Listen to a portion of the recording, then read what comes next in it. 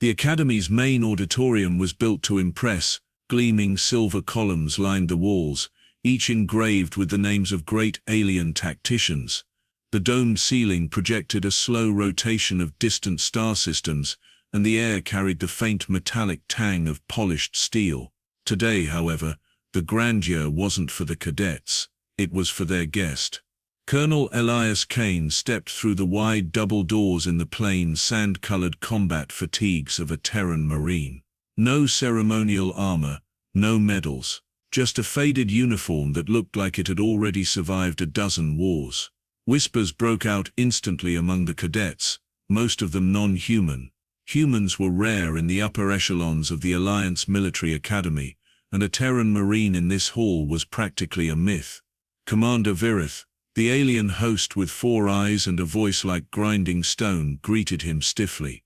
"Colonel Kane, we appreciate your acceptance of our invitation to share your perspective." Kane nodded. "You wanted a lecture on human combat philosophy. I can do that." What no one in the audience knew was that this was not simply a lecture. Somewhere in the shadows above, the War Department was observing through hidden cameras. For reasons they didn't share with the Academy, they had quietly designated this event as a live-fire readiness assessment. Kane began simply. No grand theatrics, just a few words.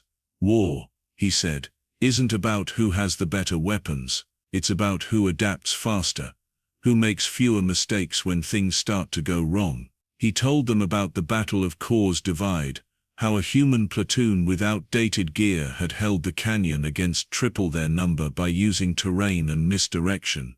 His voice was steady, calm, but every so often his eyes swept the corners of the room like a man who had never truly left the battlefield. The cadets listened politely, but some smirked. They'd heard the stereotypes about humans: reckless, emotional, lucky more than skilled. Kane paused as though catching the scent of their doubt. "Talking only gets you so far, let's make this practical." A ripple of surprise passed through the hall. Virith's 4 eyes narrowed. "Colonel, this is not..." He was interrupted by the shrill wail of the Academy's internal alarm system. Emergency lights snapped on, bathing the hall in red.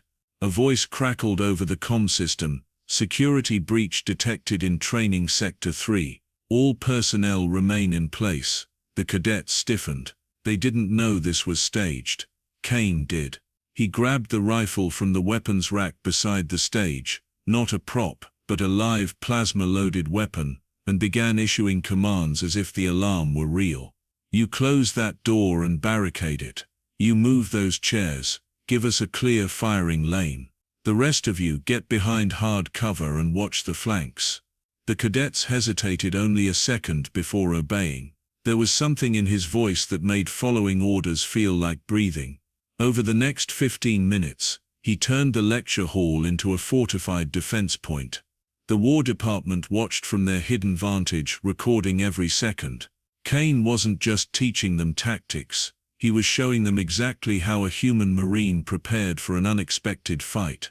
When the breach was resolved, Commander Virith dismissed the drill as an unplanned interruption, but everyone in the room knew better.